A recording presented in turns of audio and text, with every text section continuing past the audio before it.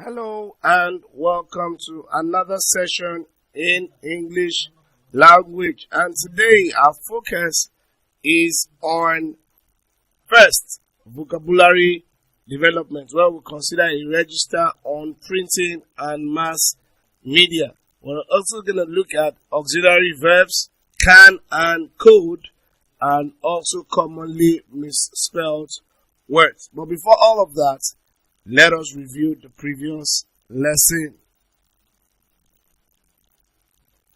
Welcome back. So, like I said, we'll first look at a register on printing and mass media. So, we're going to be looking at words that are associated with printing and the mass media. So, first we have the word editorial. Editorial simply is an article giving the opinion of the editors, okay, on a particular topic. So when you say editorial, we are simply saying that whatever publication is there, it is the opinion of the editors of the magazine or the newspapers, okay. Then we also have what you call copyright. Copyright simply is the exclusive right to sell or control, a published information. The exclusive right to sell or control a published information. Then we have what you call royalty. So every time you utilize information, okay, contained in a particular book that has been published, you have to pay a percentage of money to the owner of the copyright of a book or a particular project or work. Okay, so the money you pay is referred to as royalty. Then we also have what you call book pirate. Book pirate is a person who produces another person's work without permission. Okay, so every time you produce somebody else's work without permission, you're a book pirate. Then we also have what you call column in the mass media. Now, when you say column, we simply refer to a particular part of a periodical or a publication where the author gives his or her candid opinion. Okay, it refers to a particular period or feature in a particular publication. Okay, so for instance, there we have columns in a particular. It could be a sports column. So it's always an opinion piece by a particular author. So that's what we call the column. Okay, we call that the column. Then we also have what we call broadcast. Now, broadcast has to do with transmission of a radio or television program. Okay, that's what we refer to as what? Your broadcast. The transmission of a radio or television program. Alright? Then we have broadcasters. Broadcasters are simply people whose job is to broadcast. That is, their job is majorly to transmit radio or television programs. Then we also have what you call signal. Now, the signal refers to the electromagnetic action, okay, that conveys what information, of the radio or television with another party. So we could say we lost signal. Okay, so how information is transmitted is through what is called signals. Okay, it's through what is called signals. How information is conveyed via the radio or an electronic form, we call that the signal. Then we also have who you call a freelance journalist or a freelance broadcaster. Now, this is somebody who sells his or her services to the employer, not on a long term. So freelance journalists don't work long term with their employer. Once they've completed their contract with them, it gets terminated. So we call them freelance journalists. Okay. Then slander. Slander is a spoken derogatory remark. Slander is a spoken derogatory remark. So every time you make derogatory statements or comments about a person, okay, we say you have slandered the person. And it is most times associated with what you call defamation of character. We also have what you call libel. Libel is published or written derogatory remarks or statements about people. Okay? It's also close to what you call slander. The only difference is that libel is a published or written derogatory statements or remarks about someone, while slander is a spoken derogatory remark or comment about someone. Okay? Then we have what you call the manuscript. The manuscript is the book or the composition or the document that is written by hand before the print of such information. It refers to the original, copy that was handwritten before the published, material. Then we have an editor. Who is an editor? An editor is a person who edits and makes changes in documents. Okay? He edits and makes changes in documents. You could edit stories, you could edit articles, you could edit items of the news before they are published. Then we also have who you call the correspondent.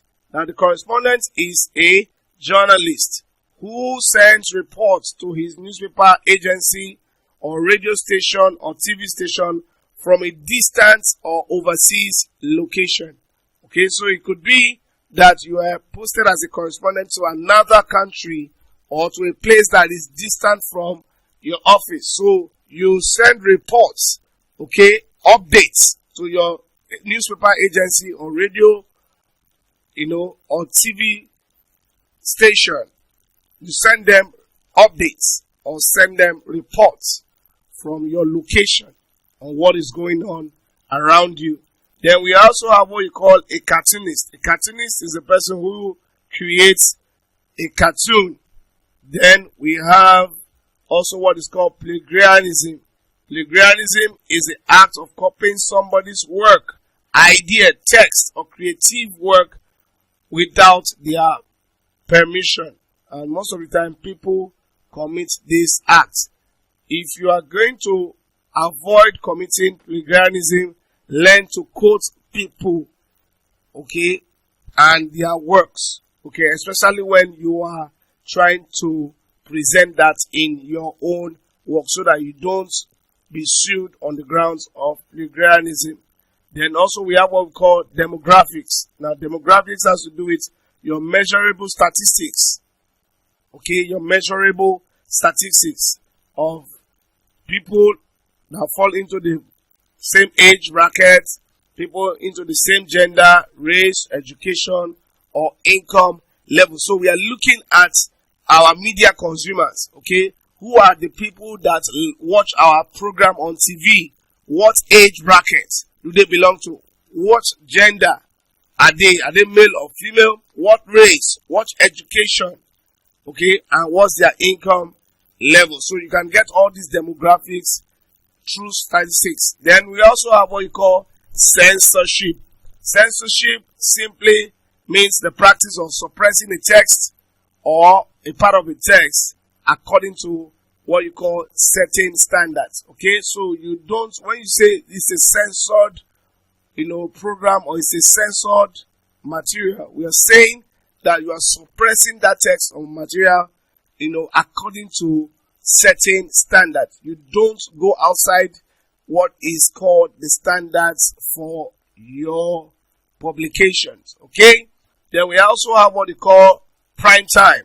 Prime time is a time or a part of a radio or television program where you expect to attract the largest audience. So this is when you have a lot of people viewing your program or listening to your program. We call such programs or part of your schedule a prime time. Okay, it could be entertainment, could be sports, it could be politics. Whatever interests people at that time is a prime time. Okay, so that is so much of what you need to learn on printing and mass media. So let's look at the next item here, which is auxiliary can and could. We want to look at how do we use can and could, which are auxiliary verbs. So let's start with can. We said can is used to express ability. So every time you use can, you denote ability. I can teach English language. He can type the document. It simply says, I am able to teach English language. He is able to type the document. You can also use can to express capacity, okay, which is almost the same as ability. I can build a house in the next 6 months. He can speak French fluently. Okay, so that is showing capacity. Okay, then can also be used to express possibility. The river can be bridged. Okay, so it's showing that the river, there is a possibility of the river being bridged. He can come tomorrow. There's a possibility of him coming tomorrow. Okay, so that is another use of can. Can also can be used to express permission. Can I have a cup of orange juice? Can I speak to the manager? You are seeking permission. Okay? So, let's look at could. Could is the past tense of can. In other words, we are saying could be used in what you call a reported speech or indirect speech. She said she could help you. She said she could help me. Okay? They told me they could loan me some money. Okay, that is reported speech. Also, you can use could to express past ability. I could not attend the function because it rained heavily. I could not attend the function because it rained heavily. So I'm showing a past ability. You can also use could to express possibility. If she had a degree, she could apply for the job. If she had a degree, she could apply for the job. Or you say, if I were you, I could do it better. That's showing a possibility. If I were you, I could possibly do it better. Okay? So could also can be used to express a polite request. Could you turn off the TV when taking your leave? Could you turn off the TV when taking your leave? Or you look at the other example, could you have dinner with me tonight? That is expressing a polite request. Or you can also use to make or express permission. Could I sleep in the room? That's seeking permission. Could I sleep in the room? Could I talk to your brother? So that is seeking permission using could. Alright, so let's move on to the last segment in today's lesson, which is on spellings. We're going to look at commonly misspelled words. Most of the time, students confuse these words. That's why I had to make a list of them. So what you do is acquaint yourself with most of these words.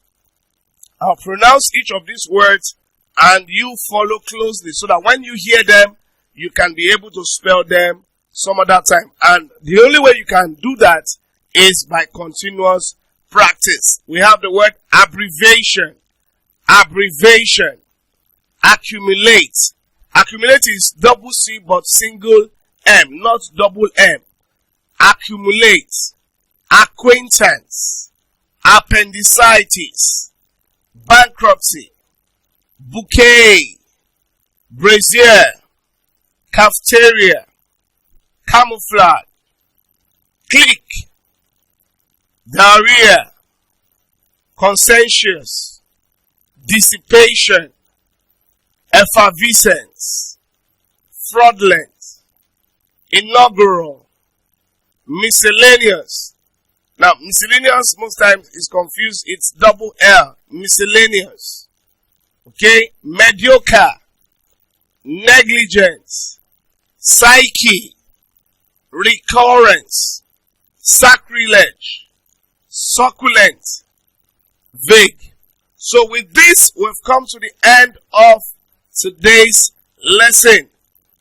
In order to refresh your memory and recall all that has been taught today, I would love you to take the test that appears on your screen.